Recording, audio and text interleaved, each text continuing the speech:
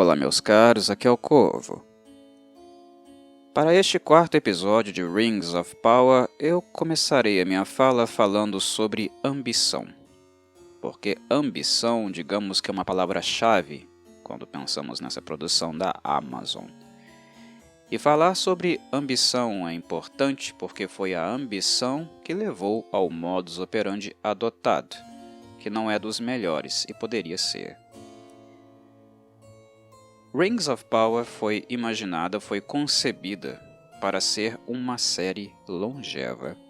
Palavras, inclusive, dos representantes donos da empresa. Uma série como Game of Thrones, que atingisse o mesmo status de popularidade e longevidade, e talvez com melhor qualidade. E a ambição em fazer isso levou também a inclinação a despejar muito dinheiro na mesma. Uma obra de 8 episódios que é bilionária em termos de investimento. A Amazon, portanto, planejou uma série longeva, e isso impacta o desenvolvimento, a narrativa inicial. É uma série de slow burn. O que nós estamos acompanhando na primeira temporada é construção de cenário e construção de personagem. Eles estão sendo introduzidos e construídos lentamente, porque a ambição pressupõe longevidade, mas apenas ambição e dinheiro, investimento, não garante longevidade.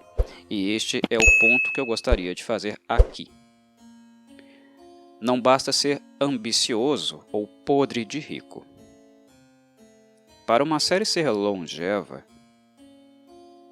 há de se adquirir profissionais competentes para fazê-la relevante por muito tempo, relevante principalmente inicialmente, porque a primeira impressão ela deixa uma marca muito forte no público.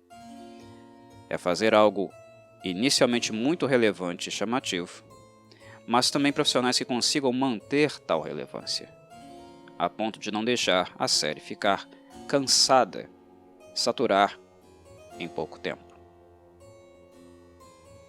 Dinheiro compra essas coisas? Profissionais talentosos já reconhecidos no mercado, sim, compra. Mas não necessariamente compra talento. E esse é um ponto importante também. Dinheiro não forja talento. Ele pode comprar talentos prontos, mas forjar talento, não. Não forja. E penso que, do ponto de vista crítico, em termos de crítica negativa, até então, pelo recorte dos 4 episódios, eu acho que a Amazon deu um passo a mais, com muita confiança daquilo que estava fazendo, em virtude do dinheiro que dispunha. Mas o dinheiro cegou a empresa em relação às capacidades, condições necessárias para criar uma obra que fosse assim tão relevante e marcante para o público em geral. Agora não estou mais falando do público que é versado, quase que intolerante em relação aos temas, à obra do Tolkien, não. Aqui eu estou falando agora de público geral. Não se deve subestimar a inteligência da sua plateia, e muito menos a sua capacidade de avaliação, que pode ser sim muito desonesta em alguns momentos, sem muita assertividade. Mas o público, por mais que possa não ser tão assertivo assim nas análises passionais que faz, ele ainda é capaz de discernir padrões mínimos de condução, de desenvolvimento. Entendem? A Amazon, com seu orçamento bilionário, talvez tenha avaliado que apenas os bilhões garantiriam uma boa introdução e desenvolvimento da obra. Mas dinheiro não garante talento. Dinheiro compra talento.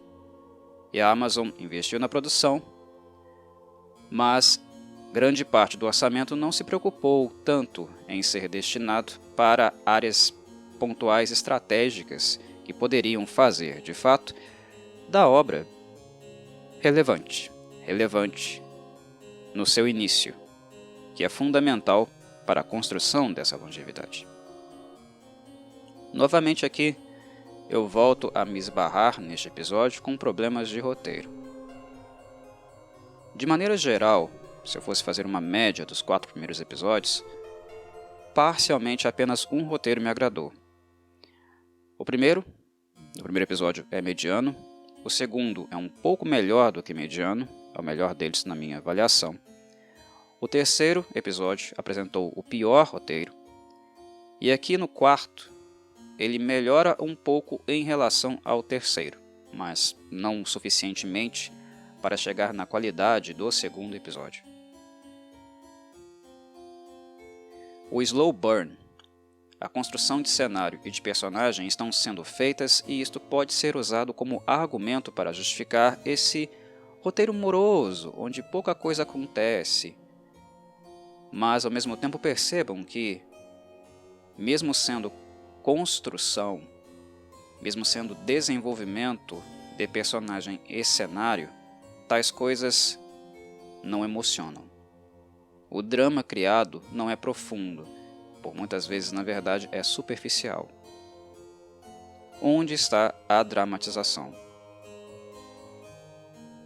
Nos rompantes de raiva de Galadriel? Não. Aquilo não é dramatização, é só raiva. Dramatização é mais do que isso. Dramatização envolve contexto. E até mesmo o contexto da raiva, da cólera, da tempestade que habita em mim, como diz a Galadriel, não está bem desenvolvido. Onde supostamente episódios lentos de 1 hora teriam tempo suficiente para desenvolver essa linha dramática. Me entendem? O problema aqui é principalmente de roteiro. Eu avalio que o elenco tem alguns profissionais aptos a fazer um excelente trabalho, como a Markella Kavanagh, como a própria Morfydd Clark, que eu acho que está sendo prejudicada pelo roteiro dela, pelo papel dela, de Galadriel, ou mesmo o Joseph Mawle, que apareceu aqui como Adar. Enfim, em termos de elenco, a série tem bons valores. Mas mesmo um excelente ator e atriz não pode fazer muito com um texto pobre, com um texto sem muito refino. E o que eu penso também é um texto sem rigor. Eu acho que a Amazon peca no rigor.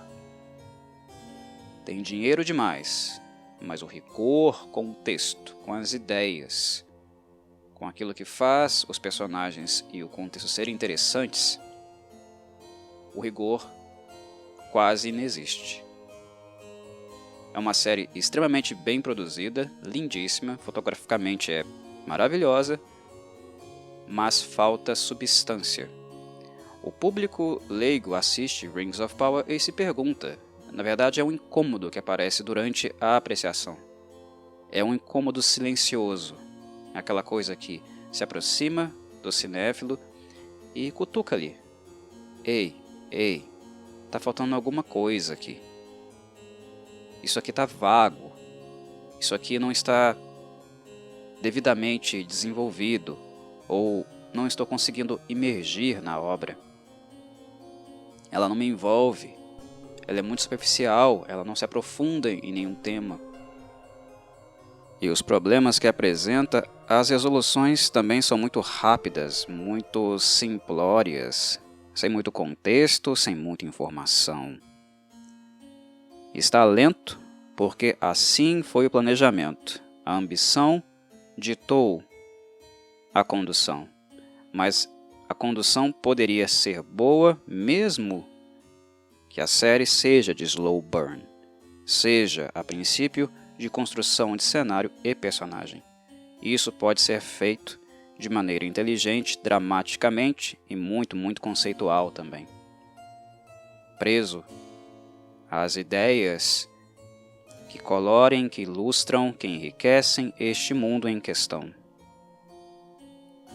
E dinheiro não necessariamente garante isso. A beleza visual, a imagem, necessariamente não garante que uma obra vá ter conteúdo. E até então, na média, em quatro episódios que eu acompanhei e assisti, é esta a sensação que Rings of Power tem me deixado.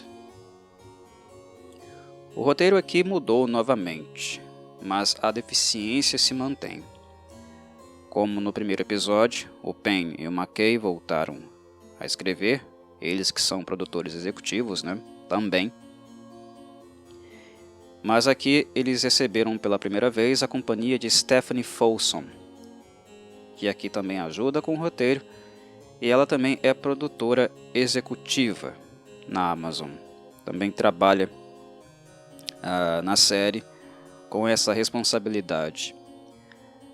Stephanie Folsom é relativamente iniciante no mercado, mas ela já participou de nomes fortes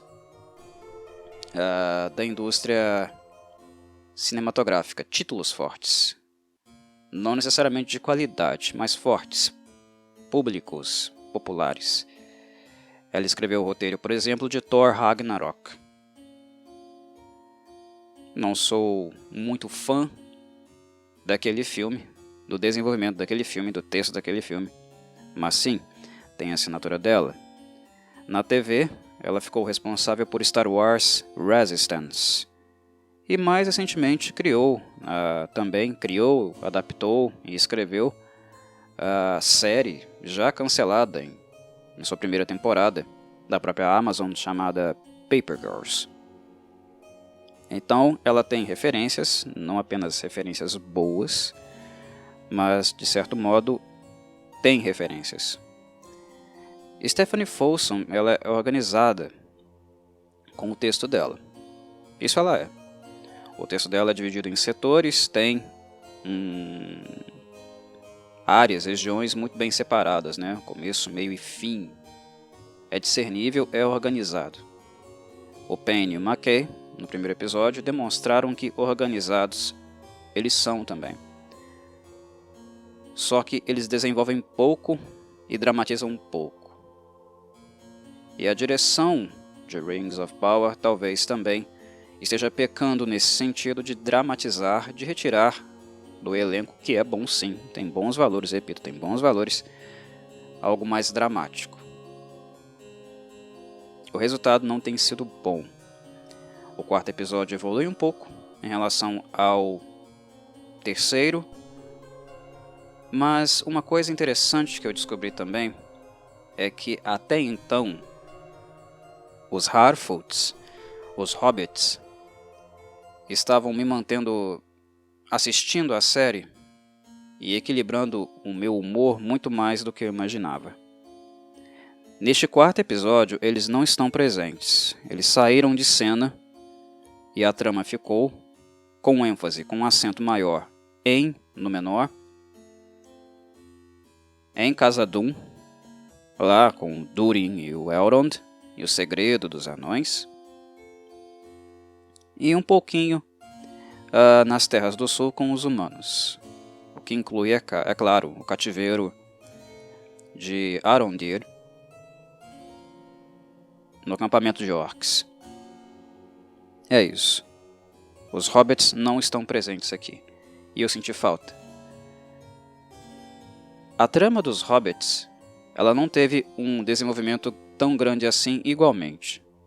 Não aconteceu muito. Mas o estilo de vida simples, todos os elementos críticos que eu pude refletir nos episódios anteriores do que culturalmente acontecia ali dentro, e a espirituosidade das personagens mais importantes centrais daquela trama, a Nori e a Poppy.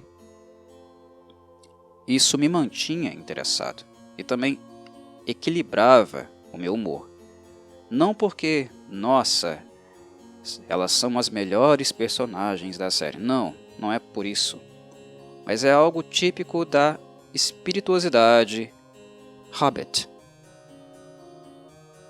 O tom escolhido, a forma como ela é retratada, a curiosidade, o humor, até mesmo o estresse cotidiano de um Hobbit é algo que entretém muito. É algo que nos mantém curiosos assistindo e em alguns momentos aquece um pouquinho o coração. Aqui não tem isso. Se os Hobbits estão de fora, não tem isso. E o que sobra quando elas são retiradas?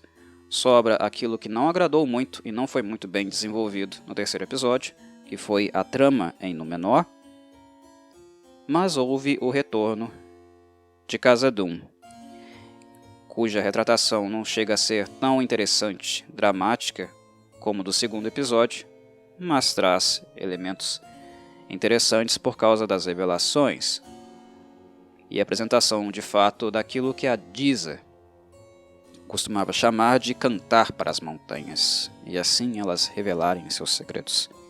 Tem elementos aqui interessantes. Khazad-dûm tem sido interessante. Mas, em termos de espirituosidade, o episódio ele é bem mais monótono e chato, porque o acento dele acaba sendo Númenor. O episódio abre com clara indicação que este será seu assento, porque ele abre com uma premonição da queda de Númenor, um tsunami cobrindo completamente a ilha. O que depois, mais adiante, nós descobrimos que não é um tsunami. Nós descobrimos que, na verdade, é uma vidência. Míriel teve um pesadelo, mas um pesadelo não original, digamos assim. Não foi a primeira vez que ela sonhou aquilo. Foi um pesadelo em virtude do impacto emocional que ela sentiu quando ela colocou a mão em um dos segredos desse episódio que são revelados. Nós podemos chamar esse episódio de episódio dos segredos, porque o segredo não é revelado, e também o segredo dos humanos de Númenor, dos Númenóreanos, é revelado também. No caso aqui, ela viu, ela tocou, ela possui, está em Númenor, uma das 7 Palântires, a Palântir de Númenor, a Pedra da Vidência, que entrega, que mostrou anteriormente para o pai de Míriel, e agora revelou para ela e Galadriel também, que a tocou no fim do episódio, qual é o futuro de Númenor. Para aqueles que aprenderam alguma coisinha com Gandalf, lá na Terceira Era, vocês sabem muito bem que as Palantires, elas são muito perigosas, porque elas mostram um futuro, mas um futuro que pode não acontecer, porque o futuro que a Palantir indica é o futuro o qual naquele momento você tocou a pedra e viu. O percurso histórico conduz àquele segundo, àquele instante, e o futuro mostrado, exibido, tem a ver com aquele momento. Mas as coisas podem tomar rumos diferentes, a ponto de que aquilo não, de fato, se concretize. Então não tem problema. Tem. Porque às vezes as previsões de uma Palantir são tão perturbadoras que é esperado que algumas pessoas que as usaram vão ficar obcecadas com esse futuro e tentando mudar esse futuro, quando ele pode simplesmente deixar de ocorrer ou acontecer quando um evento aleatório no mundo, alguma coisa acontece que muda a cadeia de acontecimentos.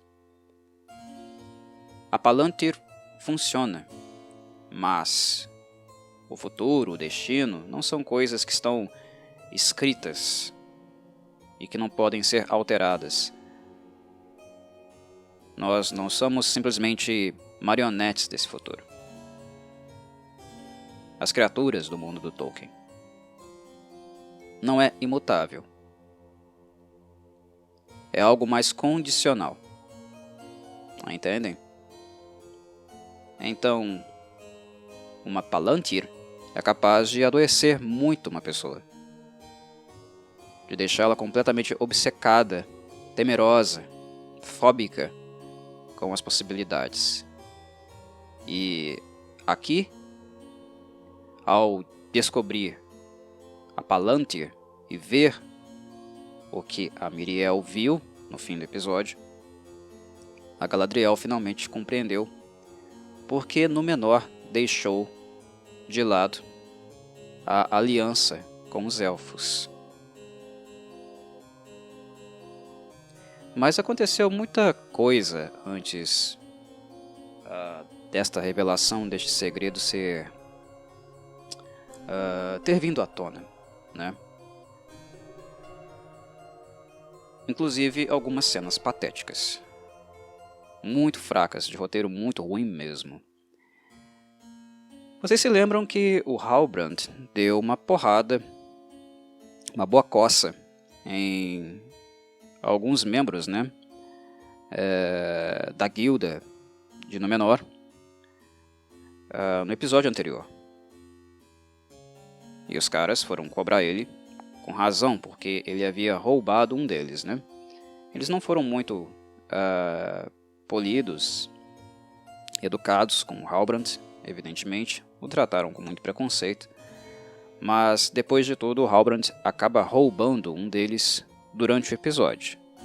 Eles o cercam em um beco, o intimidam, agridem, e o Halbrand, que era muito mais do que aparentava ser, dá uma coça nesses caras. Inclusive, ele fratura o braço de um deles, né? Uma cena bem gráfica.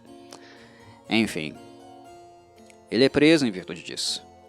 E esses caras, né, que apanharam, levaram uma baita de uma surra, se revelam uns grandes chorões. Eles vão para a praça pública e começam a fomentar revolta. Que o povo questione a rainha Míriel sobre essa presença de elfos e desse humano em Númenor. Aqui nós podemos constatar o elemento xenófobo de novo, né? Mas não se trata disso. Aqui é mais ego ferido que usa da xenofobia como meio de criar tumulto, revolta. É patética a cena, patética a cena. Eles começarem a questionar a monarquia, né, o rei e seu regente, apenas por causa da presença de um elfo. E tudo por vaidade, porque o seu orgulho estava ferido. Foi necessário o chanceler aparecer para resolver o problema. Digamos, humilhar aqueles que estavam causando tumulto, aflorando os sentimentos mais negativos do povo. Foi necessário o chanceler aparecer, inserir ali um dado de realidade. É só uma maldita elfa, nada mais, para que as coisas pudessem se acalmar. Mas teve mais uma coisinha que parece ser recorrente, né? Foi recorrente no terceiro e agora também no quarto episódio em Númenor, que aparentemente é só oferecer bebida para esse povo que todo mundo cala a boca, né? Ok, isso é um clichêzão do cinema e TV. oferece uma rodada de bebida e tudo se acalma, né? É um clichêzão. É um clichêzão forte mesmo, bem recorrente. E muito batido também. Aparentemente aqui em Númenor é só dizer algumas palavras bonitas, ou também, né, de bom senso, e depois, quando se oferece bebida, tudo se resolve. Ninguém mais liga pra nada, a raiva passa, não aconteceu, quem disse não estava mais aqui. E isso, honestamente, tem sido um aspecto bem patético também, no que diz respeito a como a série está retratando os Númenóreanos. É muito simplório. Isso poderia fazer sentido se houvesse mais contexto, digamos assim, embora seja um clichêzão. Mas é isso que me incomoda e tem me incomodado bastante em Rings of Power até o momento. As soluções são muito simplórias, são muito mágicas. As coisas acontecem de repente e convenientemente. Se é simplório, se não cabe desenvolvimento, se ideias mais profundas, mais elaboradas não puderam ser concebidas para uma determinada cena, o que a gente faz em cinema e TV? O que a gente faz com o roteiro? Corta. Corta. Ah, Corvo, mas assim não vai ter material para 8 episódios. Adia. Escreve mais um.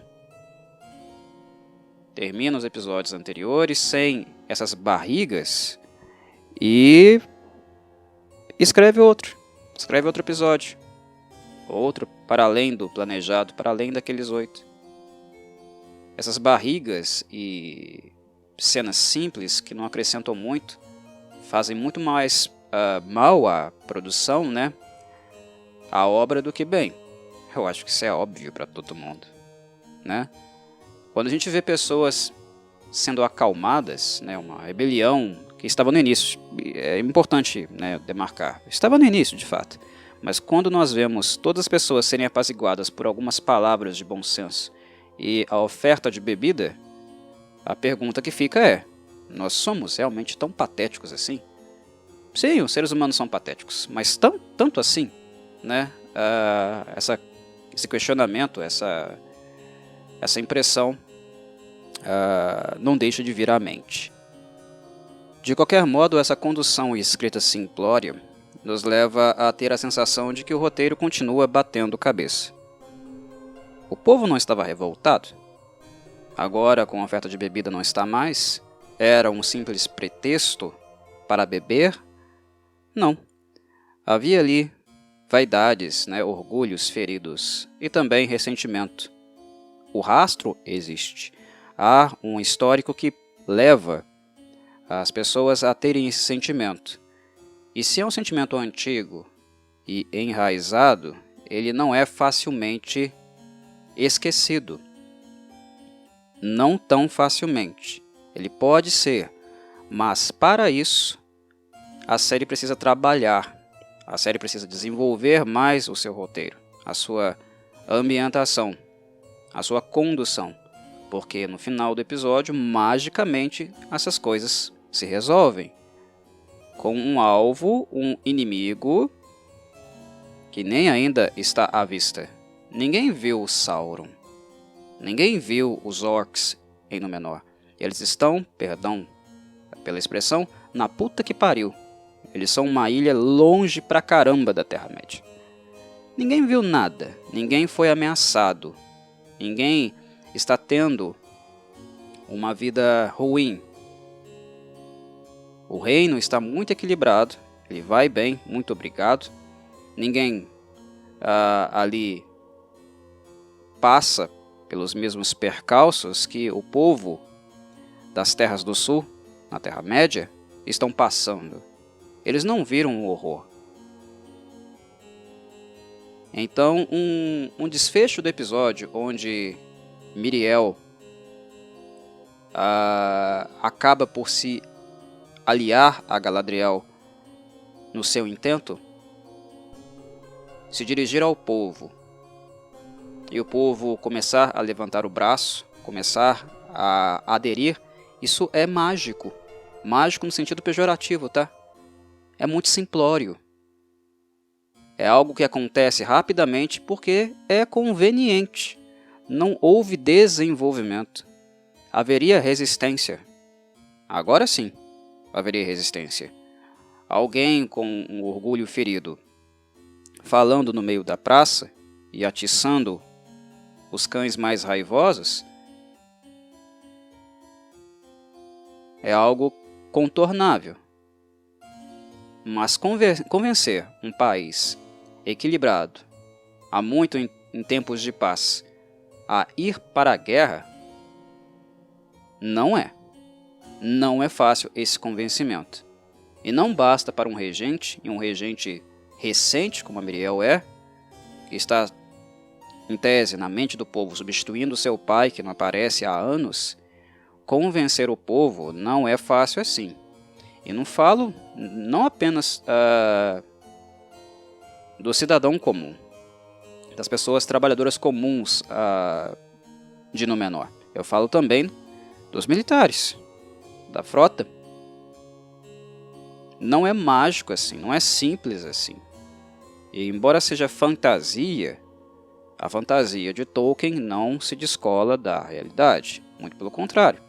O autor ele fazia muita alusão, né, às suas crenças, visão de mundo. Ele se inspirava na realidade para pensar, imaginar o seu mundo fantástico. Aqui é simplório demais, não há desenvolvimento. Há barrigas no roteiro, partes que poderiam ser retiradas, e aquelas que poderiam ser melhor desenvolvidas, elas teriam tempo aí, por exemplo. Não gastar tempo com coisas inúteis, fúteis, para desenvolver momentos onde mais trabalho, inclusive de convencimento, por parte das personagens principais, pudesse ser assim apresentado. Certo? Mas enfim, há algumas coisas que pelo menos foram poucas, mas que foram coerentes aqui, como por exemplo a Galadriel ser presa. Finalmente alguém colocou ela atrás de uma grade. Isso antes dela se libertar foi forçado. Por mais que ela seja extremamente habilidosa, uma militar também foi forçada. Mas enfim, pelo menos ela foi presa. Pelo menos ela foi detida depois de novamente insultar uma regente, uma monarca. Eu tenho a tempestade dentro de mim. Beleza, vai ter sua tempestade lá no Chilindró, no meio da sujeira, junto com o seu outro amiguinho, carpinteiro ou rei, ladrão. Finalmente alguém bateu de frente com a Galadriel, porque ela tem parecido, né? Uma criança humana, não elfa, tá? Uma criança humana, e isso também é problemático, mas já falei bastante sobre isso nos podcasts anteriores. Ela parece uma criança humana mimada, birrenta, e que acha que pode falar o que quiser, no lugar que quiser, e que isso não terá consequências. Eu sou a elfa que viu o mal, você não viu, então eu falo o que eu quiser. Não, você não fala o que você quiser, não. E elfos não pensam assim. Elfos não agem dessa maneira. Embora eu ache o Elrond como personagem, tá? Um bunda mole, sempre achei. Seja no cinema, seja nos livros, eu acho ele um bunda mole. Ele é muito elfo. Muito mais elfo em termos de visão, comportamento, do que a Galadriel está sendo aqui. E isso é problemático, muito problemático. Continua sendo problemático. Se a personagem vai mudar, não sei. Mas se mudar, também será magicamente. Também será convenientemente. Porque elfo não muda de um dia para o outro. A série criou um problema para si. E criou um problemão, inclusive, para a Morfydd Clark, a atriz. Porque a Galadriel é ela quem interpreta.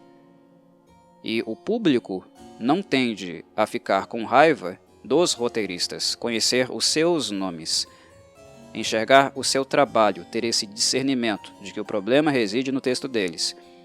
O público normalmente aponta o dedo e vai atrás, persegue o ator ou atriz que está fazendo o papel. Então o filme que fica queimado é o filme da Morpeth Clark. A Galadriel que está sendo escrita para ela é muito ruim. Muito ruim. E pela primeira vez, quando ela bateu boca, né, e sugeriu que a tempestade que habita ela acredita fazer o que bem entende, falar o que quer, finalmente alguém prendeu ela, colocou ela atrás das grades. Aleluia, né? Demorou. Quase 4 horas para alguém fazer isso. Deu.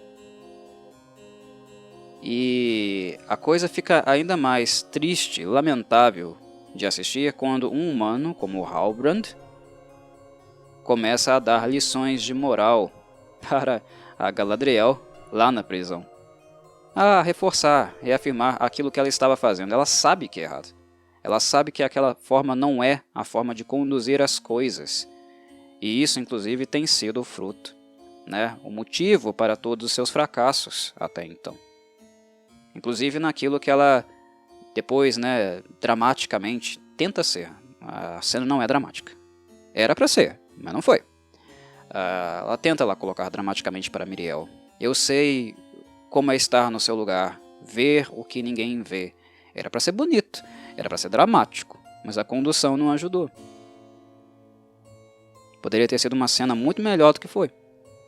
Mas do ponto de vista no campo dramático, Rings of Power é de uma pobreza assim, absurda, extrema. É tudo muito lindo, tudo muito bonito. É gostoso ficar assistindo, né? As paisagens, o figurino, que nem sempre está certinho também, mas é de bom nível. Mas e a dramatização? Quando o caminho é ruim, pobre e conveniente, na hora do ápice, do clímax da emoção, ele não vem, ele não acontece. Mas enfim, na prisão, atrás das grades, pateticamente o Halbrand teve que falar para ela: filha, você pode ser a militar que você é, você pode ter toda a sua reputação, ser mais velha que toda a minha linhagem, não interessa. Mas você é uma bosta de diplomata. Você não sabe ser diplomata. Claro, ele não falou com essas palavras. Ele não disse isso a ela com essas palavras, mas foi o que ele disse. E o mais humilhante ainda é que ele percebeu uma coisa na Míriel que ela, como elfa, não percebeu. E ela deveria ter sacado isso. Que ela distratou a regente das 1001 maneiras, e claro, a raiva dela não deixou que ela tivesse discernimento, mas bastou solicitar um encontro, uma audiência com o pai dela, que ela foi parar atrás das grades. A maneira como ela foge e vai até o recinto, até a torre, encontrar o pai da Míriel, e também a ela que estava lá, é patético, é conveniente. Alguém vem abrir a cela para mandá-la embora no meio da noite. Por que no meio da noite? Porque assim, porque há pressa. E sem armas, enquanto os soldados estavam armados, ela consegue render todos, magicamente, sair da prisão, que assim, a prisão não é lá, né, na parte superior do prédio. Elas costumam ser masmorras, subterrâneo. Elas saem na facilidade, né? Nada não. Nenhuma porta trancada, né? Tranquilo. Eu saio pela porta da frente assim, ninguém me conhece aqui mesmo, né? Ninguém tá vigiando. Mas enfim, sai. E vai até a torre do imperador, que por sinal também não deve ser nada guardada, né? Ninguém deve vigiar, ninguém deve ver uma elfa no meio da noite, subindo uma torre, a torre real, e entrando no quarto do regente. Muito legal. Muito bem desenvolvido isso aqui. Tá joia. Complicado. Complicado. Mas é ali que as coisas, né, são esclarecidas. Que a Míriel, enfim, Pôde falar um pouco do pai, pôde falar um pouco dos condicionantes que levaram Númenor a se afastar dos elfos, porque ela era a elfa da premonição, né? Ela aparecia na visão da Palantir. E como todo o ranço foi criado. E claro, né, o segredo mais importante, que foi a própria Palantir em si. É o grande ponto do episódio, né? É o que explica, o que encaixa tudo. Encaixa essa bagunça, esse pouco desenvolvimento que tem sido o roteiro de Rings of Power. Sobre Númenor, há um ponto adicional que é talvez digno de nota, que foi o que aconteceu com o Isildur, ou melhor, o que ele causou, né? O Isildur, como bem se sabe, é um personagem que historicamente ficou marcado por não ter destruído o Anel de Poder quando teve a oportunidade, né? Não, o Anel é meu, vou ficar com ele, né? Isildur, throw into the fire, né? Gritava o Elrond lá na trilogia do Anel do Jackson, ele no jogo, bem no início. O Isildur, aqui da série, não nega o Isildur do futuro. Velhos hábitos. Entendem? Velhos hábitos. É alguém que coloca o seu próprio desejo e interesse na frente do interesse dos demais. E às vezes não pensa muito no que o seu desejo e ambição irá acarretar a vida dos demais. Porque, como bem se sabe, Isildur nunca fez nada sozinho. Mas na hora de decidir, na hora de escolher o que ele iria fazer, ele colocava a si na frente dos outros. E o Isildur aqui, o jovem Isildur, não nega o Isildur que ele será no futuro. O futuro é apenas uma continuidade dele, porque ele acaba sabotando o trabalho dele no mar, de propósito, e isso o faz ser expulso, mas prejudicando também os seus colegas que são expulsos com ele, né? A primeira coisa que surge em nossa mente é o quê? Né? Aquela sensação, já vi esse filme, e vou ver esse filme muitas vezes mais, o que é chato, né? É uma das desvantagens de acompanhar adaptações de obras que nós sabemos exatamente como vão acabar. É uma sina do leitor, né? Do apreciador de literários. Nós lemos as obras, nós sabemos muito bem como elas são, como elas acabam, e a adaptação, quando ela não surpreende do ponto de vista cinematográfico, né, textual também, com roteiro, acaba ficando modorrenta, né, a obra. Muito previsível. Tediosa em alguns aspectos. Isildur é tedioso, e a tendência dele é continuar a ser porque ele é previsível também. Né? O Isildur adulto já era tedioso, imagina o jovem, o inexperiente, aquele mais aberto aos seus desejos, enfim. Mas aqui é o Isildur sendo Isildur mesmo, né? Alegar que ele não está sendo retratado de forma coerente, eu creio que não seja talvez muito justo da minha parte. E é claro que estar com o anel, né, ter tido a possibilidade de ter o anel nas suas mãos e o poder sobrenatural que ele exerce, claro, isso é um fator que faz toda a diferença, não pouca diferença, toda a diferença. Não é fácil jogar o anel no fogo, mas o anel trabalha, ele planta suas sementes malignas onde há um campo fértil para plantá-las, né? Sobre Adar, o líder do esquadrão Orc que está aterrorizando as Terras do Sul. Bem, é sabido que Melkor, depois chamado de Morgoth pelos Elfos, foi o pai criador daquilo que conhecemos como Orcs. E ele o fez como? Corrompendo humanos e Elfos. A origem dos Orcs não é, digamos, original. É a consequência de uma corrupção infligida, né? É uma criatura que tem origem na corrupção de outras espécies anteriormente. É isso que nós vemos na literatura. O Adar é claramente um elfo. Um elfo que não se tornou orc.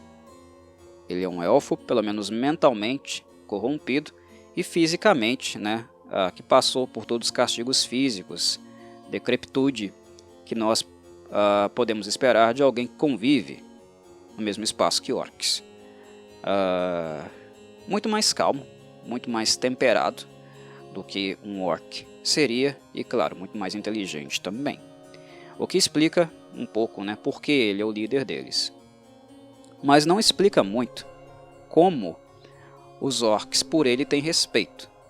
Porque não basta ser inteligente para ser comandante, né, de um esquadrão de orcs. A força, a intimidação, a capacidade física, né, de exercer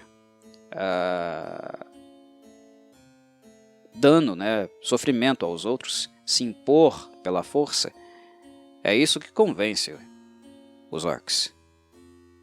Os orcs não têm respeito pelos seus superiores, eles têm medo. A diferença reside aí.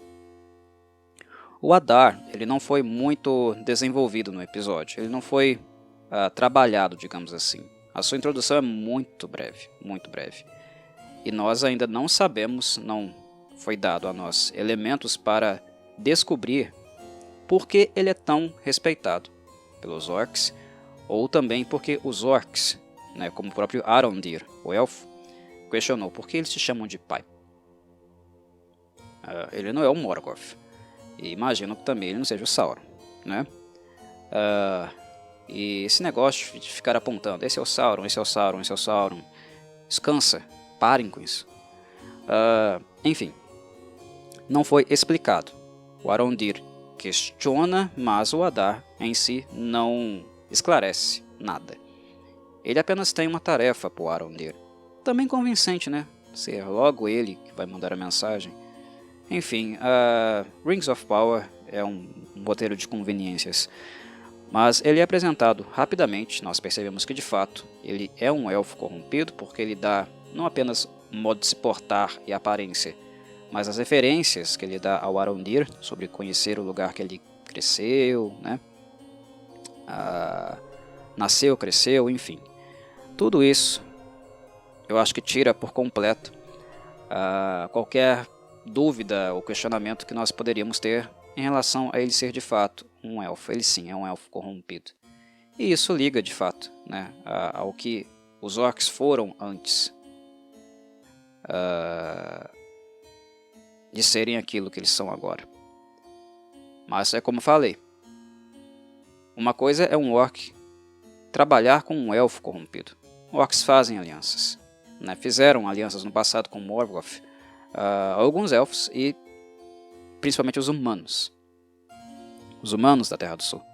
A linhagem, o legado do Halbrand é um legado de aliança com o mal, né? Isso ele coloca muito bem, ele esclarece, deixa muito claro. Por exemplo, no terceiro episódio.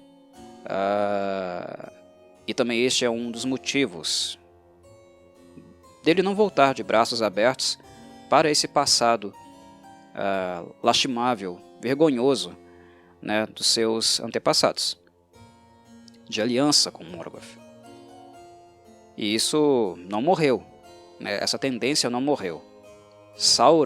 Morgoth e Sauron agora ainda tem pessoas leais a ele no sul. Inclusive isso é revelado lá com o ferro, né? Com a suposta espada. Não uma espada, mas um poder, como é colocado no episódio. Há ainda humanos leais ali. A causa ao mal, né? Então isso existe ainda. É uma erva daninha que não foi extirpada, e nem será, porque nós sabemos como é o futuro daquele lugar, como a história acaba. Mas enfim, alianças entre humanos e orcs foram firmadas, mas também houve criaturas, em tese, mais voltadas para a luz, que acabaram sendo corrompidas para as trevas, em virtude da influência do Melkor, que mais tarde viria a ser chamado Morgoth. Certo? mas o respeito, a admiração não, medo. O medo que as principais lideranças exercem, isso é uma característica muito recorrente também na hierarquia, né, de um pelotão, um esquadrão orc. Quem é Adar? Isso ficou aberto. Ainda está aberto. E por que os orcs acatam suas ordens, o temem tanto, né? E admiram, no caso, a violência, né, por ele causada. Não admiram ele, mas a violência, a capacidade de destruição. Isso não foi explicado, ficou muito aberto, né? O episódio supostamente iria apresentar o Adar e não apresentou quase nada.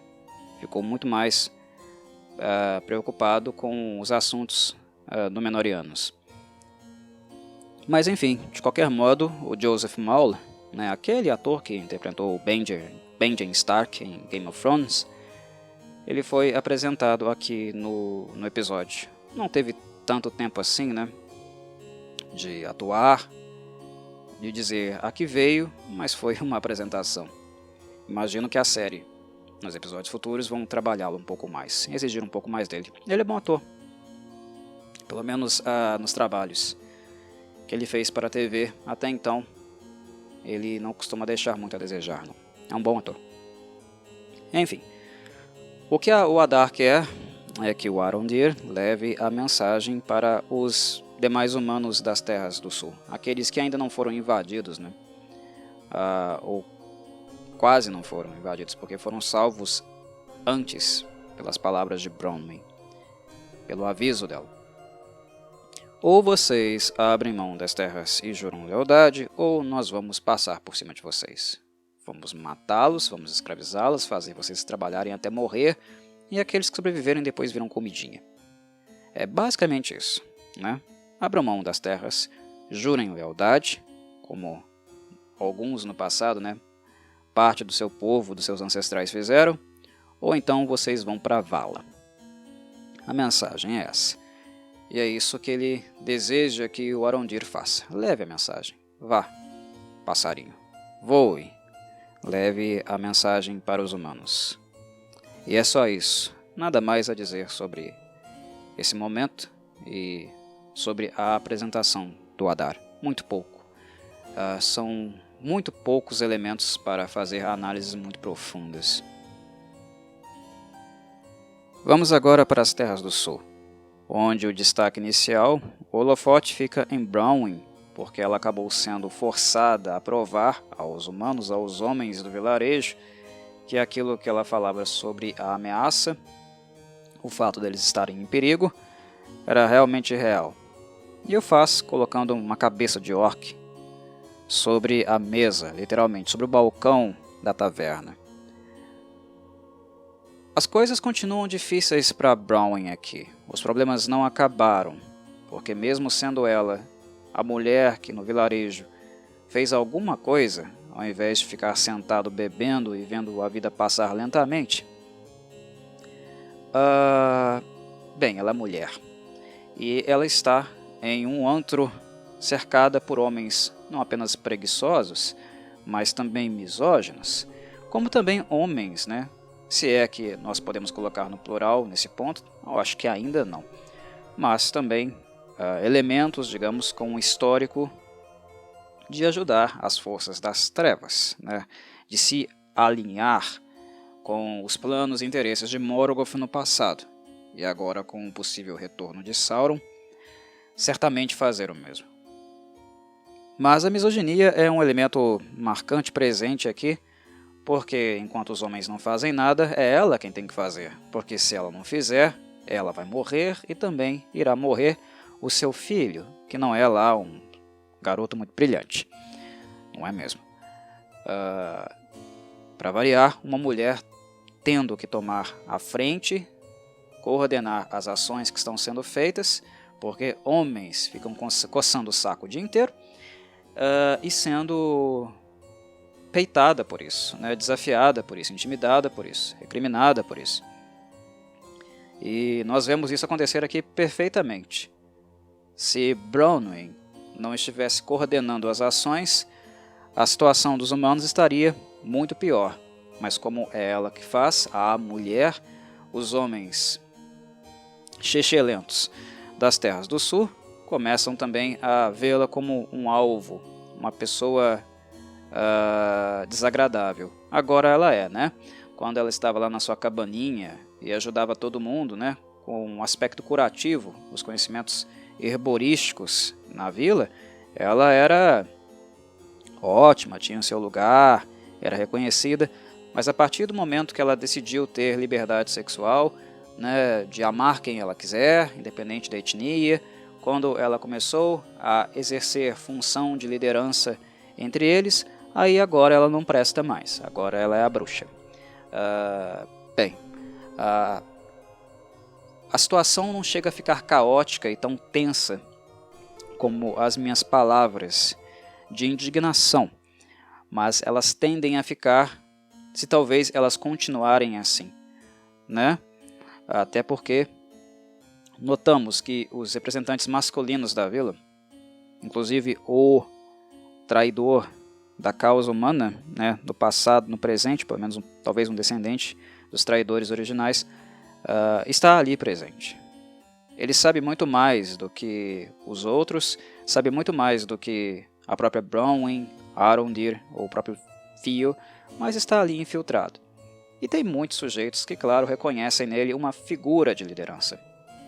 Quando a voz de uma mulher começa a ficar mais alta, porque no passado ela ocupava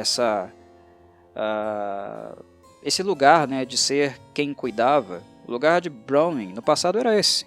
Era ela quem cuidava das enfermidades da vila. Era ela quem tinha o conhecimento. Então, de certo modo, ela é a cuidadora há muito, muito tempo. Ela só não tinha, não precisava ter uma voz em um tom maior no passado, como está precisando ter agora, né? Foi isso que mudou. Mas enfim, quando ela começa a ter destaque, possíveis rivalidades vão começar a surgir. E ela tem muito mais problemas para se preocupar do que os já eminentes, né? No caso, relativos à invasão dos orcs. Porque o filho dela, o Tio, é muito birrento. Ele é extremamente indisciplinado, imaturo e digamos inconsequente também. Porque ele tem uma necessidade inerente de desafiar a mãe a todo instante. Talvez aí marcas, né, resquícios de ressentimento, tensão, conflito que ficou em relação à relação com o pai dele, né, a dissolução do núcleo familiar, enfim, os elementos que ficaram na mente de Fio em relação ao contexto familiar, a dissolução desse contexto, desse núcleo duro, né, papai, mamãe, filhinho. Uma coisa que inclusive no episódio anterior, quando ele encontra o ferro, o poder, lá naquele celeiro, aquele garoto, outro garoto, né, acaba fazendo uma provocação a ele. Sobre a mãe dele estar com um elfo, sobre o fato do pai dele ter ido embora, coisas assim. Enfim, é uma questão tensa para Bronwyn também, a personalidade, né, o comportamento sempre desafiador do filho. Ele não está em momento algum conectado com ela, do lado dela, né, falando a mesma língua, agindo do mesmo modo. Na verdade, o Fio precisa desse papel de ser aquele que desafia a mãe, a norma, a direção que a mãe está. Que é uma coisa bem recorrente também, né, nas mais variadas famílias, né, fruto também do temperamento, da personalidade tempestiva que normalmente os adolescentes possuem. E Fio é isso, é um adolescente bem disciplinado, bem consequente, do jeitinho que a gente espera que realmente um adolescente seja. Mas é um adolescente que está com um objeto, um artefato muito importante embaixo das suas vestes, conseguindo escondê-lo, sabe-se lá como. As vestes dele não são tão grossas e espessas assim para ele dar com aquele ferro ali e ninguém perceber. Tanto é que alguém viu, e quem viu foi alguém que não deveria ter visto, né? Mas em um contexto lógico, mais pessoas teriam observado isso, principalmente em momentos como esse, né, de migração, de falta, de escassez, todo mundo olhando para todo mundo, invejando o que o outro tem. É um ambiente complicado para esconder um troço como aquele, né? Um troço que, se você toca, se você se fere com ele, literalmente brilha.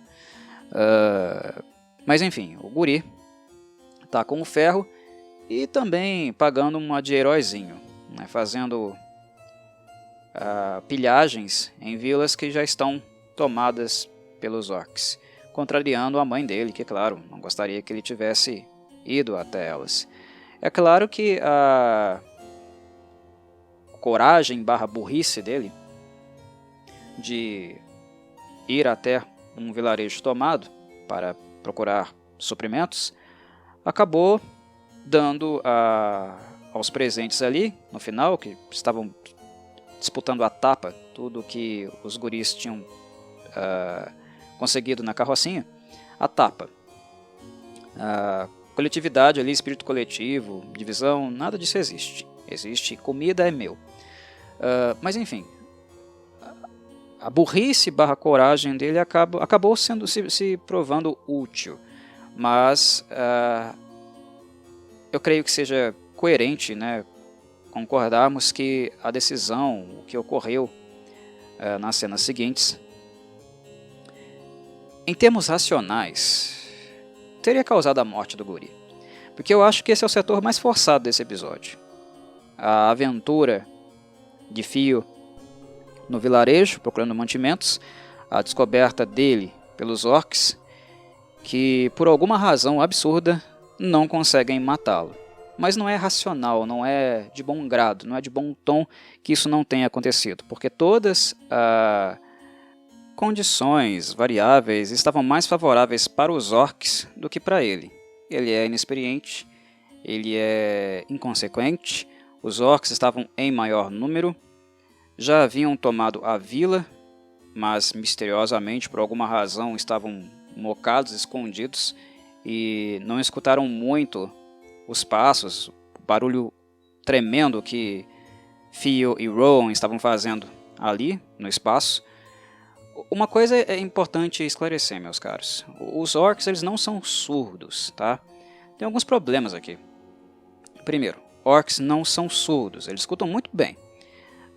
Segundo, a visão deles no escuro é muito melhor do que de um humano no escuro. Eles estão acostumados com a escuridão. O Fio tentando se esconder, despistá-los e fazendo da maneira como ele faz em alguns momentos no episódio, chega a ser tosco. Eles escutam e eles enxergam bem, eles não são tolos, a ponto de não ter essa mínima percepção do que está acontecendo aos arredores deles. Orcs, eles vivem em condições muito extremas, e eles mal podem dormir porque isso pode significar a morte deles. Um deles dormir e chegar o outro e passar a faca. Eles são muito atentos aos seus arredores. Eles não são cognitivamente muito inteligentes, eruditos. Isso é óbvio. Eles são burros. Mas não ser inteligente não significa que eles não sejam sábios do ponto de vista da leitura ambiental que eles fazem. Eles escutam, tá? E os olhos deles estão acostumados à escuridão. Esse aspecto faltou aqui, porque a série está sendo extremamente exigente, né, com o fato deles não poderem ter contato com a luz forte, até acima do tom. Não é como se os orcs também fossem desintegrar, meus caros, porque eles tomam alguns raios de sol. Não é assim.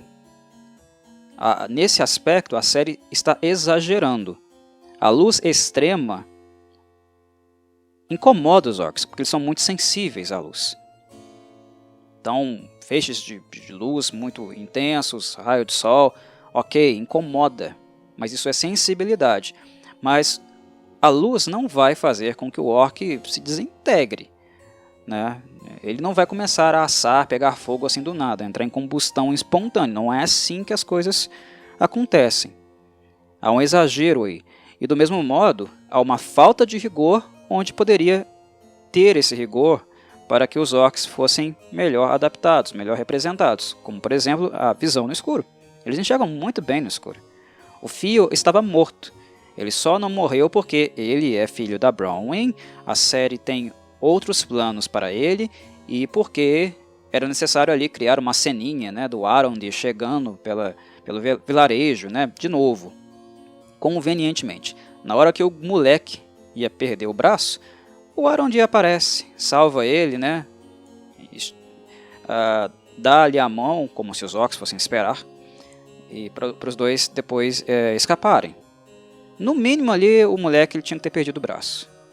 Então de novo, eu insisto nisso, são momentos desnecessários, barrigas desnecessárias, e que levam quem está acompanhando a questionar, né, se aquilo que está vendo é minimamente razoável. Eu não acho que seja.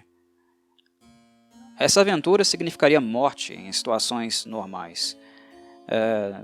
Pensando do ponto de vista crível, o que de fato deveria ter acontecido era a morte do moleque. E agora a mãe dele, né, estando em luto. Só que como a série tem outros planos para os 3 personagens, para o Arondir, para a Bronwyn e para o Fio, ela faz essas pataquadas, essas coisas pastelonas, convenientes para criar talvez uma relação mais aprofundada entre o elfo e o moleque que não existia até agora, por exemplo. Agora o Arondir salvou ele, salvou a pele dele. Talvez seja um fator que no futuro, antes do Fio enfiar a faca no elfo, ele vai pensar, caramba, esse cara me salvou. Eu não preciso gostar dele, né? Mas não preciso também enfiar a faca nele. Coisas assim, entendeu? Conjecturas que eu estou aqui fazendo, só para dar um exemplo. A dramatização é sempre muito mal construída. E onde o rigor precisa estar, normalmente não está. A gente não encontra de jeito nenhum. Essa sensibilidade dos orcs à luz, essa falta de intensidade, né, de ênfase na capacidade deles de enxergar no escuro e não serem surdos também. Enfim, onde é necessário, rigor não há. E onde as coisas são descartáveis mesmo, né, desnecessárias, a série dá muita atenção. Todo o vilarejo em si, o que o Fio vai lá fazer lá, né, procurar os mantimentos, é desnecessário. É algo que eu também, se eu estivesse escrevendo ou transmitindo alguma opinião, uma avaliação sobre o texto em si, eu cortaria fácil, porque não é crível. Isso tira o crédito, né, da obra, da série, diante da avaliação dos telespectadores. Tira muito crédito. Enfim, eu não gostei. Por fim tem o ferro, né? Que não é espada, é poder. Fica esclarecido que ele, obviamente, foi forjado por quem a gente acha que foi, né? Então isso não é segredo mais, não é mistério nenhum mais a esse ponto. Mas a informação adicional é que ele foi usado no passado, né? Pelos servos de Sauron, por seus seguidores. E claro, os orcs estão ali na região, como era de se esperar. Isso eu creio que muitos suspeitaram no episódio anterior, obviamente procurando por esse artefato. Então ele foi usado no passado, ele tem história, mas também é muito mais do que acreditamos que ele seja. Há coisas guardadas, né, reservadas em relação a isso. Tanto é que no momento que os orcs identificam que ele está ali, que eles de fato os encontraram, eles vão lá relatar para o Adar. Achamos o ferro, achamos a coisa, achamos o punho, né? E talvez a simples barganha, né, abram mão das terras e jurem lealdade. Talvez essa proposta tenha algumas alterações em virtude disso. Enfim, é bem provável que pessoas vão pagar com a vida devido a essa aventurazinha aí do Fio, que simplesmente pegou o ferro para ele. Enfim, vamos para a parte final, os trechos finais relativos ao episódio, naquilo que compete a Elrond e Durin, que também são momentos bem interessantes. Tem um diálogo do Celebrimbor, onde ele menciona o pai do Elrond, né? E uma visão, uma premonição, que o Celebrimbor, no caso, revela que o pai do Elrond falou com ele de maneira bem corriqueira, né, sem muita ênfase, como se estivesse falando da chuva caindo, que no futuro, o futuro dele, né, do Celebrimbor, estaria nas mãos do filho, do Elrond. Né. É uma frase marcante e também uma antecipação, né, uma breve síntese, em poucas palavras, de tudo o que virá. Até porque a Forja dos Anéis do Poder muda completamente, né, toda a história da Terra-média. É um grande impacto. Mais para o mal do que para o bem. Então, é uma forma de colocar o personagem, né, o Celebrimbor no caso, para demarcar que, olha, está vindo. O que nós ambicionamos nessa série virá. A fala aqui ela é colocada sistematicamente, entendem? São os roteiristas avisando. Estamos construindo, mal, avaliação minha. Mas o grande ponto dessa série, aquilo que nós ambicionamos, está em jogo. Virá. Apenas tenham paciência. Palavras como essa, citações como essa, seu pai falou comigo, falou que seu futuro, Elrond, estaria, o meu futuro estaria nas suas mãos, né, de alguma forma, entrelaçado ao seu, são maneiras não tão sutis, né, de demarcar essa questão. Os Anéis de Poder serão um foco dessa série. Está no título, nós não esquecemos. Bem, volto a reafirmar, estou batendo nessa tecla, que Elrond até então é o elfo mais bem escrito de Rings of Power. E esse episódio me agrada muito no sentido dele reconhecer, ser perspicaz, no sentido de reconhecer mentiras, as quais a Disa estava dizendo para cobertar, né, proteger o marido dela, estava sendo fiel ao marido, ou seja, não falando o que ele estava fazendo lá em Khazad-dûm, nas minas. E há um elemento também interessante, que foi aquele onde o Elrond procura uma ponte, né, uma elevação, dentro de Khazad-dûm, e começa a observar o Durin e a Disa à distância, e a ouvir daquela distância o que os dois estavam conversando. É claro que ele não caiu na mentira. A Disa ela é muito hábil, né, para enrolar, né, ela dá uma enrolada bem mestra, mas o cara é elfo, ele age como elfo, né, ele raciocina como elfo, o intelecto dele é muito, muito rebuscado. O Elrond está sendo elfo.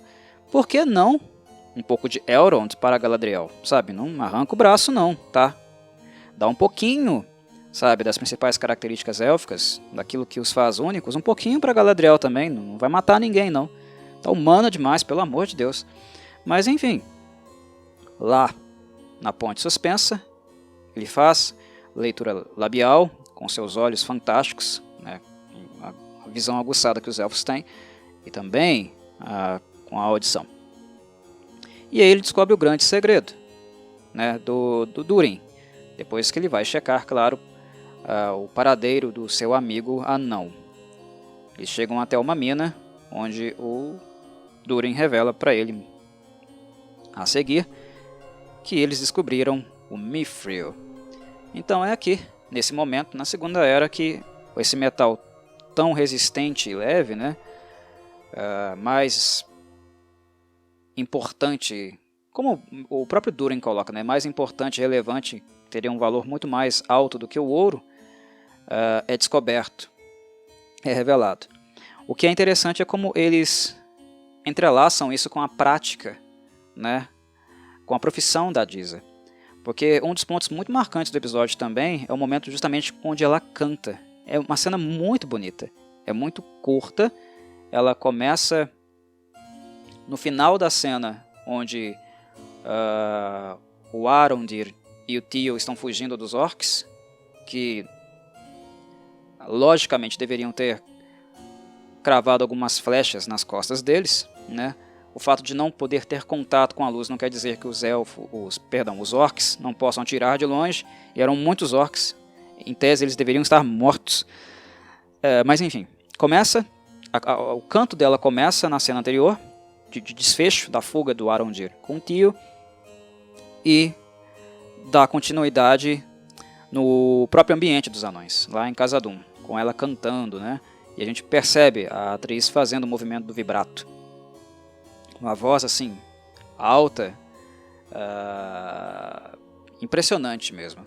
Eu não sei se a atriz de fato está cantando, mas quem o fez, caramba, que voz. Voz maravilhosa.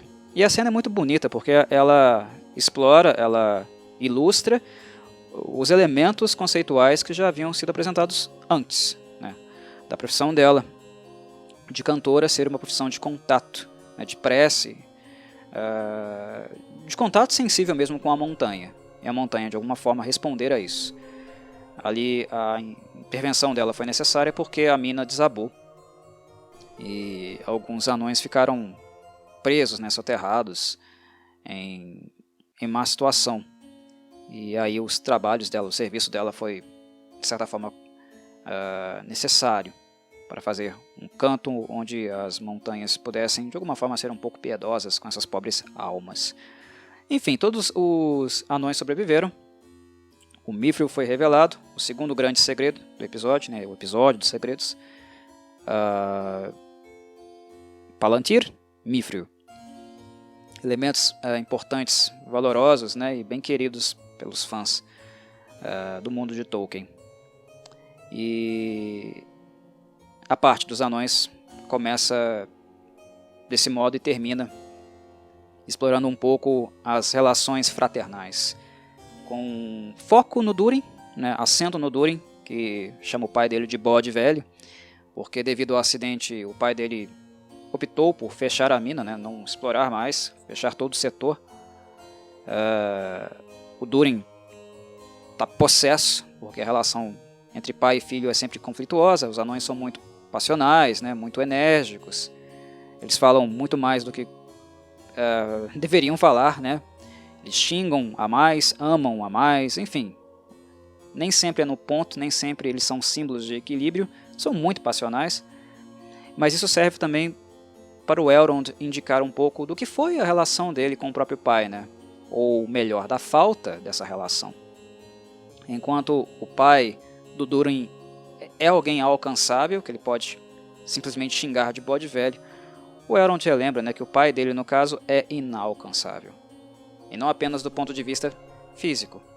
O Durin, ele parece ser alguém muito mais temperado, embora passional, mais temperado, mais flexível, mais aberto. E isso a própria relação dele com o Elrond indica, né? Ele é mais flexível. E talvez um governante, né, alguém muito mais apto a ser regente do que o próprio pai dele, que não é de todo ruim. Mas no Durin, enfim, nós vemos alguém com mais potencial do que o pai dele, o atual governante, Durin III, possui. No caso do Elrond, a figura do pai é algo inalcançável do ponto de vista físico, ou seja, eu não posso ter contato porque ele não está mais entre nós, né? Devido aos seus feitos, ele foi agraciado pelos elfos a viver entre as estrelas, digamos assim. Mas ele também é inalcançável no sentido de deixar para o filho um legado que possivelmente não poderá ser superado. O Durin pode superar o pai. O Elrond, em comparação ao pai dele, dificilmente. E isso tem um peso absurdo para o elfo. É a primeira vez que nós vemos ele ficar muito emocionado. O Elrond começa a lacrimejar quando ele está falando assim. E mais no sentido também, né, de aconselhar o Durin. Aproveita teu pai, cara. Aproveita teu pai enquanto ele está aí, porque pelo menos você pode xingá-lo. Ter contato com ele. Eu nem isso eu tenho, entendeu? Nem isso eu posso. E além disso, meu pai, os feitos dele são tão grandiosos, foram tão grandiosos, que deixou para mim também um fardo, né? De ser quase impossível se aproximar minimamente do que ele fez. Eu penso no meu pai, penso se lá de cima ele está observando os meus feitos aqui embaixo. E eles são pequenos, eles são muito distantes de toda a qualidade, de toda a relevância daquilo que ele fez. E nesse ponto nós podemos pensar também que o Alto Rei Elfo indicar o Elrond para o Celebrimbor não foi também por acaso, porque essa mesma ambição de fazer algo grandioso que o Celebrimbor tem, pelos motivos dele, claro, por vaidade dele, para se comparar aos grandes, por outros meios, por outros caminhos, né, o Elrond compartilha. Mas no caso do Elrond é ser minimamente próximo à grandeza do pai, né? Então foi uma aproximação pensada, calculada. Essa brasa, essa ambição que não vai resultar em coisas muito boas, de certo modo, os dois elfos compartilham. Então eles são os mais aptos a trabalhar em busca desse ideal, né? Então esse ponto aqui do episódio também ajuda a esclarecer um pouco isso, a ilustrar um pouco isso. São bons momentos do roteiro em concordância, em conexão com aquilo que foi feito no passado, né? Com aquilo que já foi exibido na série. São boas pontes, boas ligações, que cabem, no caso, a quem está assistindo também fazer tais interpretações. Mas de modo geral, o roteiro tem esses acertos, mas na maior parte do tempo ele é muito raso. Ainda não está ok. É algo assim, nota 5, nota 6, com boa vontade, digamos assim. Mas enfim, minha voz já está falhando. Eu creio que eu toquei nos pontos que eu gostaria de fazer nesse episódio em questão. E por hora já está de bom tamanho. Nos vemos aí no próximo, no 5º episódio, quando ele sair. E quando eu tiver, de fato, vigor, inspiração para vir aqui e conversar mais um pouquinho com vocês, ok? Novamente agradeço àqueles que ouviram e deixo um terno abraço e minhas tradicionais saudações corvides.